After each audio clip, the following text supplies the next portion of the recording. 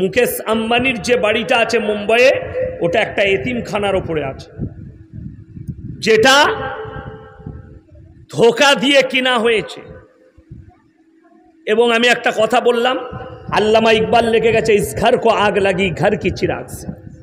মুসলমানরাই নিজেদের ঘরে নিজের আগুন ধরিয়েছে। এর পেছনে, এটা বিক্রি করার পেছনেও কিছু মুসলমান আছে, চক্র করে বেচে দিয়েছে। এরপরে এই বাড়িটা বাঁচানোর জন্যে কেন্দ্র সরকার উঠে পড়ে লিখেছে, আইনটা নিয়ে এসে আমরা সব সম্পত্তিগুলো হাত করে নেব, আমরা হতে দেবো না। জোরে বলুন ইনশাআল্লাহ। ঢাকা বিশ্ববিদ্যালয়ের তোফাজ্জলকে ভাত খাইয়ে মেরে দেওয়া হলো। দেখুন, আমি এটাও বলেছি যে কিয়ামতের আলামতের মধ্যে একটা আলামত রসুল বলেছেন, কিয়ামতের পূর্বে মানুষ হবে হিংস্র প্রাণীর মতো।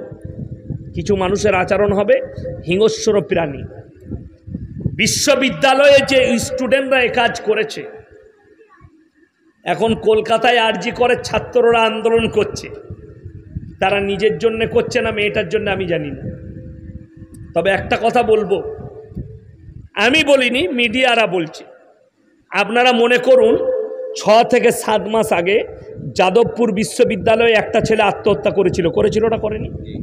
যাদবপুর বিশ্ববিদ্যালয়ে সেই ছেলেটা আত্মহত্যা করার পরে মিডিয়ারা যখন হোস্টেল ঘেরাও করে সব যাঞ্চ করতে লাগলো, সেইখানে মিডিয়ারা বলছে, নিউজ 18 বাংলা ফেসবুক খুলেলেন, ছেলেটার নাম হচ্ছে অয়ন, আমি অয়ন বলছি, চশমা পড়ে খবর পড়ে, তারা দেখালো যাদবপুর বিশ্ববিদ্যালয়ের বাথরুম থেকে মদের বোতল পাওয়া গেছে, সেক্সের ট্যাবলেট পাওয়া গেছে, নিরোধ পাওয়া গেছে।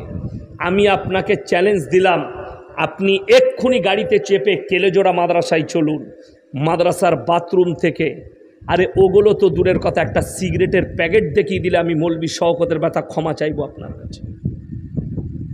আমরা তো শুনেলেন, আমরা শুধু ইলম শিক্ষা দিই না, আমরা বাচ্চাদিকে আদর্শ পর্যন্ত দিই, আদর্শ দিই। আজকে বড় কষ্ট লাগে, স্টুডেন্ট যারা বলছে আমরা আদর্শবান, তারা একটা ব্রেন হ্যাং, ছেলেটার ব্রেন ঠিক নেই, তাকে চোর ভেবে খানা খাইয়ে তাকে হত্যা করেছে। এই সব কটাকে ফাঁসির মঞ্চে চাপিয়ে দেওয়া দরকার। জুনিয়র ডাক্তাররা বলছে আমাদেরকে সুরক্ষা চাই। আমি যদি বলি তোমাদের হাত দ্বারা ভুলবশত ওষুধের দ্বারা যে রোগীরা মারা যাচ্ছে, তার লেগে তোমরা কি শাস্তি নিতে চাও সেটা আগে প্রকাশ করো, পারবে? আর আমরা বিশ্বাস করি হায়াত আর মত কার হাতে? আল্লাহর হাতে। হসপিটালে মারা যাক, ডাক্তারের হাত দ্বারা মারা যাক, তবে ডাক্তারদের একটা রোগ আছে, আপনি নিয়ে যান আসানসোল থেকে শুরু করে বর্ধমান থেকে কলকাতা, যদি অপারেশন করে আর রুগী ভালো হয়ে যায়, যদি বলে স্যার আমার মা না খুব সুস্থ আছে, বলে এমনি কচু খেয়ে পড়াশোনা করেছি নাকি, সার্টিফিকেটটা লন্ডনের, এটা জাপানের, এটা খালি সার্টিফিকেট দেখাবে। আর যদি মরে যায় কি করো, ওপরওয়ালার হাত জানছার পর আমাকে কেলানি দিবে, তার থেকে ওপর দিকে আঙুলটা বাড়িয়ে দিই। মরে গেলে আল্লাহ, আর ভালো হলে বলছিস বাপের বেটা, নেমো খারাম ডাক্তার। ভালো হয়েছে, আরে উপরওয়ালার কৃপায় আল্লাহ তোমাকে সুস্থতা দান করেছে। আমি শুধু বাহানা। আল্লাহর কাছে দোয়া করবেন। আল্লাহ কোনো অসুস্থ ব্যক্তি যদি দোয়া করে, আল্লাহ যে ওষুধ খেলে ভালো হবে সে ওষুধের কাছে পৌঁছে দাও, যে ডাক্তারের কাছে গেলে ভালো হবে সে ডাক্তারের কাছে তুমি পৌঁছে দাও। ওই জন্যে আমার ভাই, আমার মা বোন সবাই আল্লাহর উপরে বিশ্বাস রাখবেন, জোরে বলুন ইনশাআল্লাহ। হিংসা বিদ্বেষ মন থেকে তুলে দেন, নিজেদিকে শিরক থেকে বাঁচান, বিদআত থেকে বাঁচান। আজকে একটা বিয়ের অনুষ্ঠান হলে একটা আলেমকে ডাকা হয় না, হয়? কথা বলেন। দিন ঠিক হচ্ছে, সমাজে দিন ঠিক হয় না, হয় না? ছেলে মেয়ের বিয়ে হলে সেখানে ইমামকে কিংবা কোনো আলেমকে রাখা হয় না। কেন রাখা হয় না? যদি রাখে তাহলে হারাম কাজগুলো এরা সাপোর্ট করবে না ইমামরা। আমি আমার গ্রামে বিয়ে ঠিক করতে ডাকলো আমার এক দূর সম্পর্কে আত্মীয়, হুজুর আপনার গ্রামে এসছি, মানে এসো আলহামদুলিল্লাহ, বলে একটু বিয়ের দিন ঠিক করবো, আপনি আসবেন। আমি বললাম আসরের পরে যাব, চা বিস্কুট খেয়ে আমি করবো। তো ঠিক আছে, আসরের নামাজ পড়ে ডায়েরি নিয়ে গেলাম, বিসমিল্লাহ দিয়ে চা দিয়েছে, বিস্কুট দিয়েছে, চানাচুর পাঁপড় সব দিয়েছে, ডিমটা দেয় না। আমি মনে মনে করলাম আল্লাহ ডিম কিনতে ভুলে গেছে না পয়সা নাই। যাই হোক, ডায়েরি খুললাম, ছেলের বাপ আছে, মেয়ের বাপ। আমি বললাম শোনো, ফাল্গুন মাসের প্রথম সপ্তাহে শনিবার বিয়ে দাও, রবিবার অলিমা, সোমবার মেয়ে জামাই তোমার বাড়িতে চলে আসবে। ছেলের বাপ বলছে দাঁড়ান, বাইরে থেকে আসি। আমরা এই বাইরে কি করতে গেল, কথা চলছে। আর ও তো গিয়ে বড় মুফতি সাহেবকে ফোন লাগাইছে। বড় মুফতিকে, ওর বউয়ের থেকে বড় মুফতি কেউ আছে?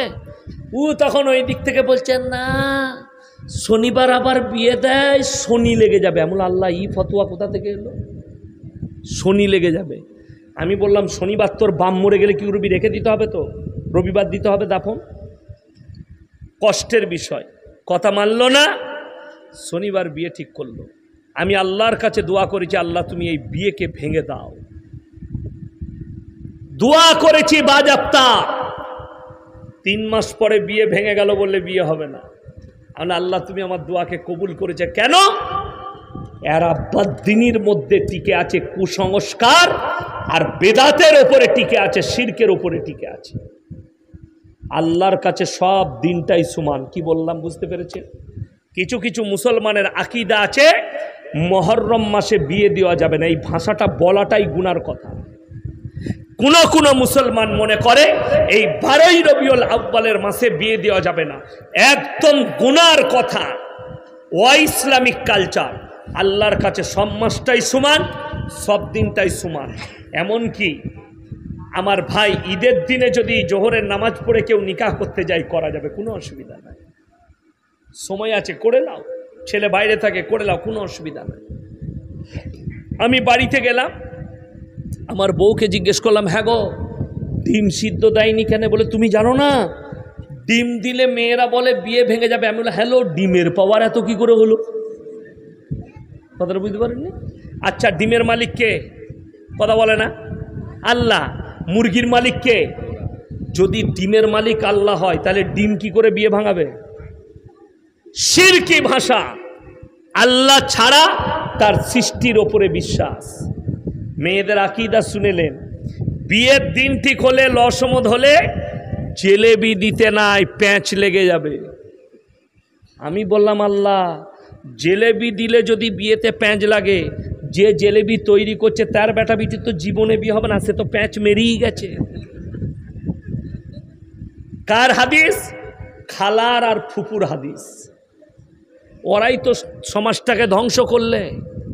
পেটে বাচ্চা আছে, চন্দ্রগ্রহণ সূর্যগ্রহণ, বেচালা কোনো কাজ করা যাবে না, সেলাই করলে ছেলের কান ফুটো হবে।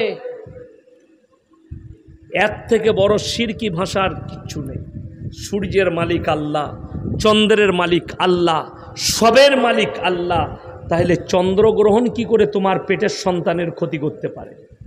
কুসংস্কার।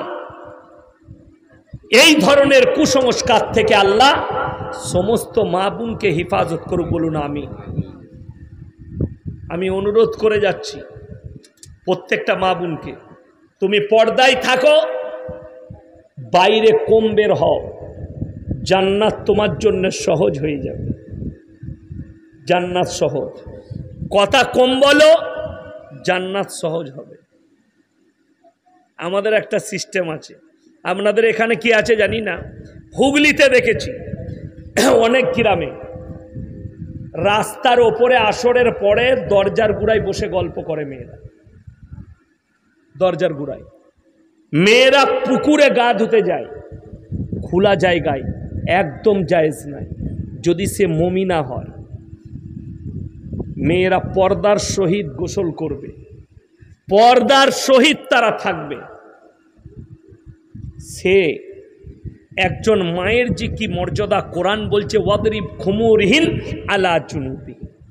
হে নারী, তুমি নিজেকে ঢেকে লাও, পর্দা করে লাও, তোমরা জীবনে কোনোদিন ধর্ষিতা হবে না, লাঞ্ছিত হবে না। আল্লাহ তাআলা আমাদের সকলকে কবুল করুক, বলুন আমিন। আজকের রাত্রিকে আল্লাহ কবুল করুক, আজকের জলসাকে আল্লাহ কবুল করুক। হায়াত বাকি তো মুলাকাত বাকি। আপনারা আমার জন্যে দোয়া করবেন, আমাদের মাদ্রাসার জন্যে দোয়া করবেন, আব্বাজির জন্যে দোয়া করবেন। আমার ভাই যারা নাস্তিকতার উপরে আছেন, যারা হারাম পথে আছেন, আমি লাস্ট অনুরোধ করব, যারা আলেম দিকে গালি দেয়, আমার আব্বাজি কি মানুষ পরিহারপুর নয়, হাজার ঘরের লোক জানে।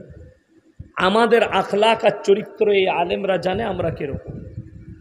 যারা ফেসবুকে যে গালি দিচ্ছ তাকে অনুরোধ করব, তুমি কলমা পড়ে মুসলমান হও, নাস্তিকতা ছেড়ে দাও। মাথায় রাখবে, যার সঙ্গে যার মহাব্বত তার সঙ্গে তার কিয়ামত হবে। তুমি যে কার্ল মার্কসের সঙ্গে মহাব্বত করছো, তোমার কিয়ামতটা তাদের সঙ্গেই হবে। কোরআনে আছে গায়রিল মাগসুবি আলাইহিম ওয়ালাদ দল্লিন।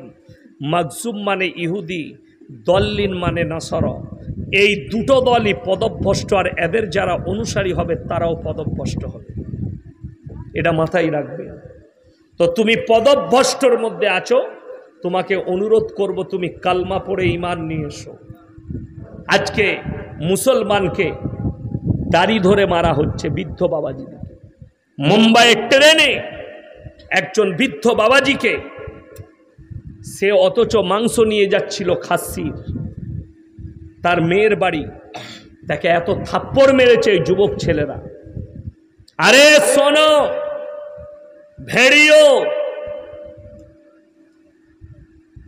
कुत्ता ग्रुप में शिकार करता है, कुत्ता ग्रुप में शिकार करता है और शेर अकेला शिकार करता है। क्या एक बाप की तरह उम्र के पास एक बुढ़े के साथ ऐसे बर्ताव करते हो? अगर हिम्मत है तो जहां पर ग्रुप रहेगा वहां पर आके शिकार करके दिखा। ये मैं ललकार रहा हूं तुम्हें, अपने धर्म को अच्छा से पढ़ लो, श्री राम जी के आदर्श को अच्छा से पढ़ लो। श्री राम जी ने ये नहीं कहा कि मेरे नाम लेकर दूसरे के हत्या करो। আপনাদের মনে নেই যারা আলেম দিকে গালি দিচ্ছেন, যারা উলামা দিকে খারাপ বলছেন, একটা ইমামের আদর্শ ভারতের গোটা ভারতের কোনো নেতার আদর্শ তার জুতোর সমতুল্য হতে পারবে না। সেটা হচ্ছে আসানসোলের ইমাম রশিদির আদর্শ। জানা আছে, আপনারা শুনেছেন, ইমদাদুল্লাহ রশিদি তার ছেলে রামনবমীতে হত্যা হয়ে গেছে।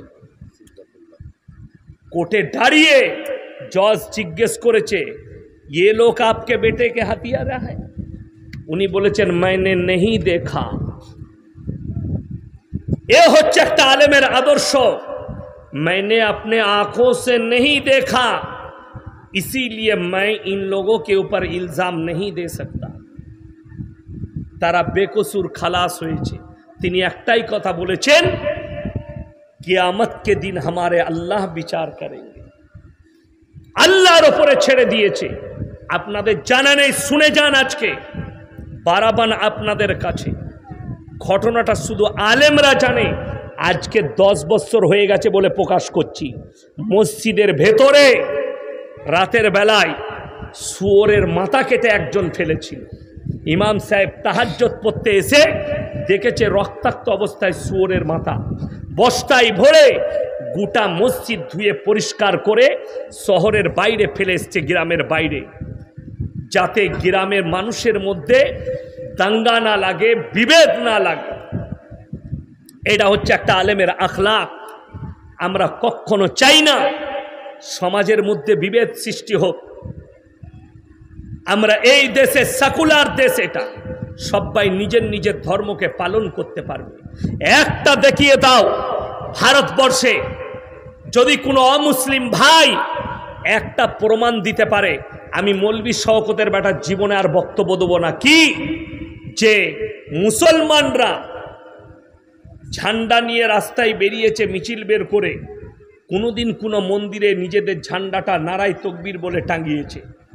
আমি মৌলভী শওকতের বেটার জীবনে আর বক্তব্য দেবো না। আর আপনাকে বছরে বছরে দেখাবো প্রশাসনের সামনে হচ্ছে উত্তরপ্রদেশ, দিল্লি, বোম্বাই, গুজরাট, প্রশাসন দাঁড়িয়ে আছে, চোখের সামনে মসজিদে চেপে জয় শ্রীরাম বলে হয় গম্বুজ ভাঙছে, নাইলে সেখানে ঝান্ডা বাঁধছে, নাইলে মুসলমানকে পেলে जय श्री राम बोल। अरे बुड़बक, तुम लोग का दिमाग नहीं है। तुम अगर हमसे बुलवाते हो कि जय श्री राम बोलो, अल्लाह की कसम हमारे दिल से तुम अल्लाह और रसूल के मोहब्बत को नहीं मिटा सकते। ये मुसलमान का अकीदा है। हम हमारे रब से इतने मोहब्बत करते हैं कि हमने रब को देखा नहीं तो इतने मोहब्बत करते हैं। हम हमारे रसूल को देखे नहीं फिर भी इतने मोहब्बत करते हैं। तो सोच लो, अगर बगैर देखे हमारे रसूल के लिए हमारा जान कुर्बान है तो क़यामत के दिन हमारे लिए जन्नत भी अल्हम्दुलिल्लाह रेडी है। আমার ভাই, আপনারা আমার জন্য দোয়া রাখুন, আমি আপনাদের জন্য দোয়া রাখি। ওমা আলাইনা ইল্লাল বালাগ। আসসালামু আলাইকুম ওয়া রাহমাতুল্লাহি ওয়া বারাকাতুহু। সবাই দরুদ শরীফ পড়ুন। আল্লাহুম্মা সাল্লি আলা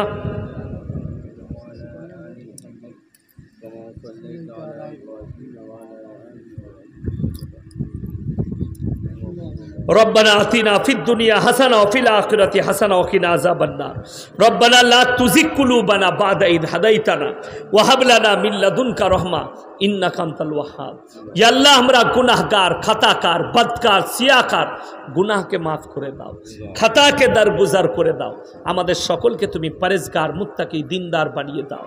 आमादेर सकलके तुमी दिनेर उपरे परिचालित करे नाओ।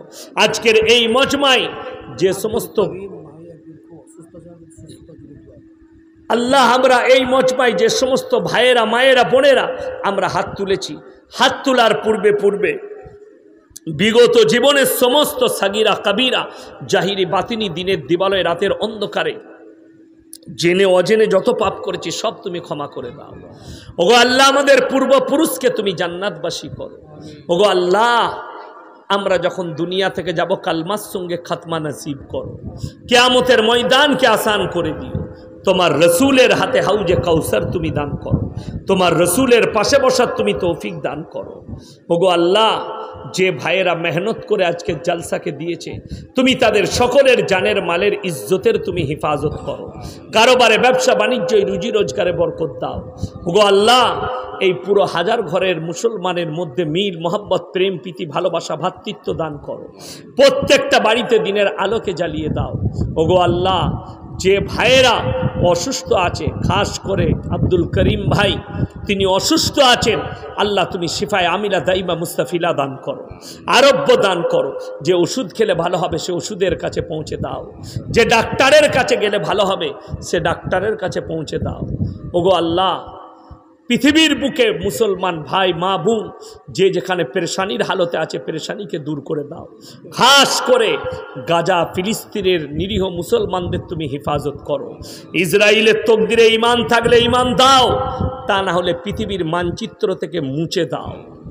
ওগো আল্লাহ, এই ভারতের মাটিতে যারা আমাদের ওয়াকফ সম্পত্তি তোমার রাস্তায় মুসলমানরা দান করেছে, সেই সম্পত্তিকে কাটতে চাইছে, তাদের কুচক্রকে মিটিয়ে দাও। ওগো আল্লাহ, তাদেরকে নিস্তে নাবুদ করে দাও। ওগো আল্লাহ, যারা রসুল পাক সাল্লাল্লাহু আলাইহি সাল্লামকে গালি দিচ্ছে, তাদের তকদিরে ঈমান লেখা থাকলে ঈমান দাও, তা না হলে তাদেরকে ধ্বংস করে দাও। ওগো আল্লাহ, তাদেরকে নিস্তে নাবুদ করে দাও। ওগো আল্লাহ, দুনিয়া আখিরাতে দু জায়গায় নিস্তে নাবুদ করো। আর যদি ঈমান লেখা থাকলে ঈমান দান করো। ওগো আল্লাহ, কত মুরব্বী বাবাজি হাত তুলেছেন, কত অসহায়, কত হাজি সাহেব, কত উলামায়ে দ্বীন হাত তুলেছেন, কত ইমাম সাহেবগণ হাত তুলেছেন। ওগো আল্লাহ, তুমি আমাদের হাত তোলাকে কবুল করে নাও। তুমি যাকে ভালোবাসো তার মুখের দিকে তাকিয়ে আমাদের এই টুটি ফুটি দোয়াকে হুজুর পাক সাল্লাল্লাহু আলাইহি সাল্লামের সাদকে তু ফেলে কবুল করে নাও। রব্বানা হাবলানা মিন আজওয়াজিনা ওয়া যুররিয়াতিনা কুররাতা আয়ুন ওয়াজআলনা লিল মুত্তাকিনা ইমামা।